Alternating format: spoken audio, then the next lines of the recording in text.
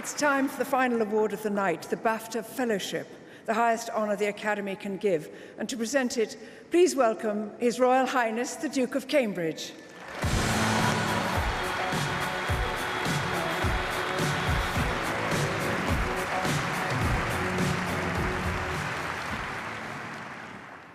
Good evening, everybody. Catherine and I are extremely pleased to be here amongst you all this evening. The Film Awards are just one part of BAFTA's activity. I've been privileged over the years to experience firsthand the impact of its work in the United Kingdom, in Los Angeles, New York, and Asia. Work ranging from scholarships and supporting new talent through to masterclasses with the very best in the film industry, many of whom are here this evening. Your support of BAFTA, sharing skills, expertise, and time, means we can ensure the growth of creative talent in the UK and internationally. It ensures that we can do much, much more to help talented people from all backgrounds to be given the opportunities to succeed. The recipient of this year's fellowship, the highest honour the Academy can bestow, is a true cinema great. His films are amongst my own personal favourites. A director and producer whose work has engaged audiences for 40 years and whose creativity continues to inspire the vital next generation of talent. To tell you a little bit more about his remarkable career, Sir Kenneth Branagh.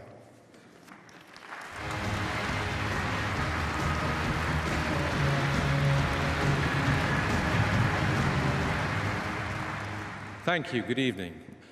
Warrant Officer Ripley and replicant Rachel, archaeologist Elizabeth Shaw and Mother Gail Harris, Thelma, and indeed Louise. These leading characters are unforgettable women who produce indelible moments in the work of the exceptional artist who is tonight's recipient of the BAFTA Fellowship. Most directors would be overjoyed to have one Blade Runner in their career, or one Gladiator. Most producers, one Martian, or one Black Hawk Down, or one 40-second ad for a sliced loaf that he made exquisite and which people still remember every frame of half a century later. The versatility is remarkable, and in his films, he pulls off the feat of inviting audiences to seriously contemplate ideas and at the same time, to borrow his well-chosen words, to also scare the shit out of them. And yes, the compilation we're about to see does include John Hurt's chest. He has said that as a secondary modern schoolboy in South Shields, he could never have imagined this future. But he developed prodigiously at the Royal College of Art and at the BBC, and the culture of those institutions is still gloriously there in his work. For those of us who have had the great privilege to work with him, he is indisputably a master. He has given so much to movie audiences around the world, and long may his unique vision continue to entertain and to inspire. Let's look at just some of the highlights so far.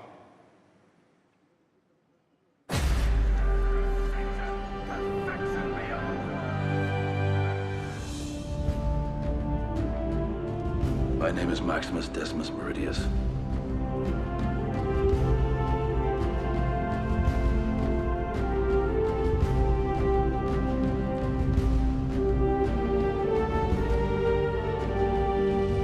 I've seen things you people wouldn't believe.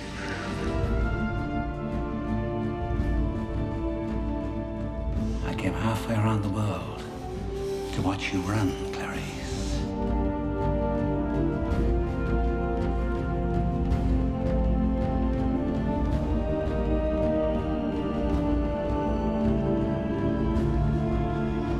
Rise at night.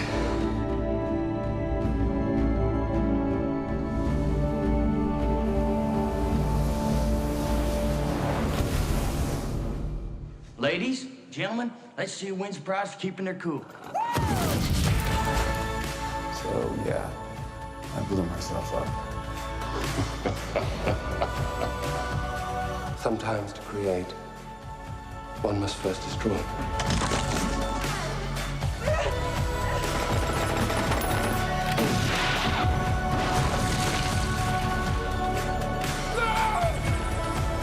You gonna shoot me in front of everybody? Huh? Are you not entertained?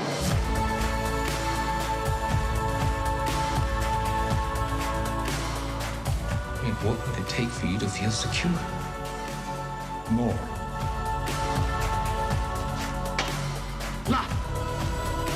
I intend to love you until I die.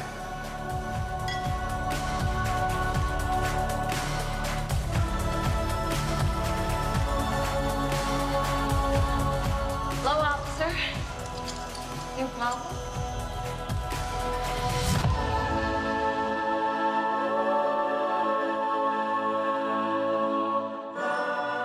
This is Ripley, last survivor of the Nostromo. Signing off.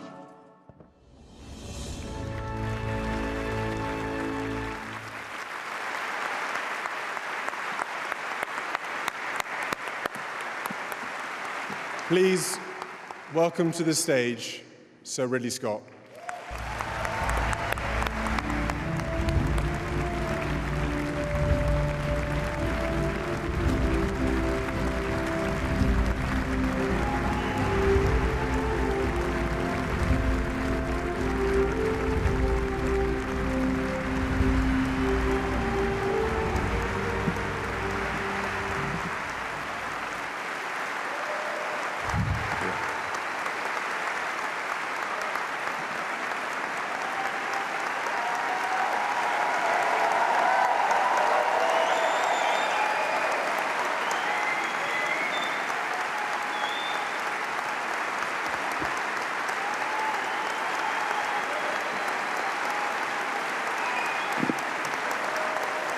Thank you. Thank you. Thank you. Thank you. Big boys don't get upset, and I'm quite upset right now. It's been 40 years in this business, and this is the first time they've ever given me anything, so I'm not going to go quietly. I can never be an actor because I can never remember the lines, so I've really got to do it this way. Your Royal Highness, thank you for those kind words, and to Bafta for this fellowship. It's a tremendous honor to join this list of such great recipients. You know, I'm constantly reminded in press articles that I'm now in the octogenarian club. For those who don't know what that means, it's definitely not a discotheque. It's more like a lawn bowls club with straw hats. I wonder if the real reason behind the award is better give him something before it's too late. I've always been a late starter. Years ago, when I was 15 and headed for the GCE year, to Americans that means your most significant year, when you're about 15, big exams. My dad was reading my report card and saw that my position in class was 29th, but the number in class was 29. I'd achieved the distinction of being bottom of the class at my secondary modern school, for the 4th year running. I wasn't lazy, and I was really trying. You can imagine how I felt. Dad put his hand on my shoulder and said, you know, you can only do the best you can, but whatever you decide to do, make sure you love it. He was a really sweet guy and a great man. I know his attempt to hide his disappointment with some of his encouraging words. I was depressed for a week, but his advice was a wake-up call. Fortunately, I loved working with my hands, and I was good at two things: woodwork, yes, woodwork, and art. And I really loved to draw and paint. I was quite talented. Dad strongly encouraged me to go to art school, which in those days wasn't the obvious place that a father would suggest. The reputation of laying about, smoking, talking about the meaning of life and doing nothing in particular had a bohemian ring to it. I was excited. It really appealed to me. The education systems, worth mentioning this, at that time allowed me to go apply for art school with 1 GCE. That could never happen today. So I got into Hartlepool College of Art. The college was a revelation. Its weirdly dressed students expressing their individualism, passionate teachers who are genuinely interested in the students, not just tolerating, but actually engaging with them, a world apart from my schooling till then.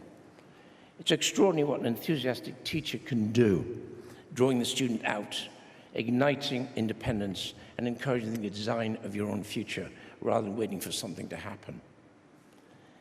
Teaching is the most important of all professions.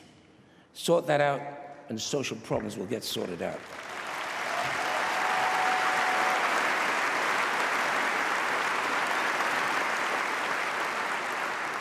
Sounds simple, we've been talking about it for years, but it's absolutely vital. My teachers inspired me, and thanks to my dad's intuition, here I am tonight. So finally, I secured a place at the best art school in the world, certainly at that point, the Royal College of Art. Painting, sculpture, fashion, industrial design, on and on. I just lost my place. I was able to mooch around and utilize the facilities. You weren't taught here, you seized the opportunity. At this point, I was already in ignition mode and taught myself to deal with all the competition around me. It was tough.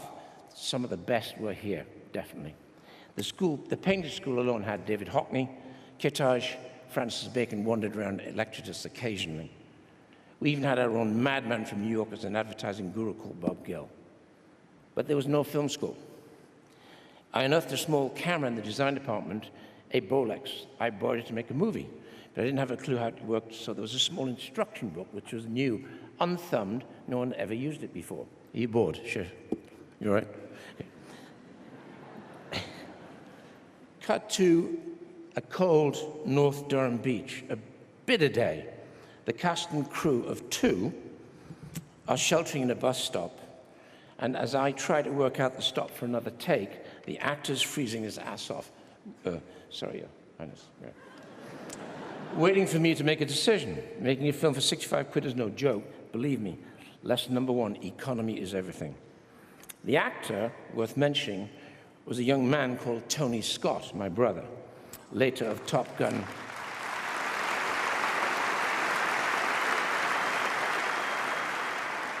He'd be my partner for 50 years, and I guess you all know what we did in that time. We didn't hang around. Film is a great art form, maybe the most exciting and challenging of all occupations. I caught the first wave of independent television and enjoyed the exciting world of advertising and commercial making. This was my film school. Today, the explosion of content platforms and social media have made this a far more accessible and democratic art form, which, with an unprecedented reach, 24/7, 365 days. The opportunity to create authentic and relevant engagement, the future in film and storytelling must have a profound effect. As storytellers, we have a duty to be mindful how we use this power. We must strive to protect the core tenet of the narrative, that all the best stories tend to come from the truth, even fiction. It's important to acknowledge that entertainment can be the most powerful form of education, but documentaries have suddenly really kicked in and are taking on this position by raising global awareness. The best example of storytellers' power, when you think about this, is Blue Planet, probably the greatest commercial for our beautiful Earth.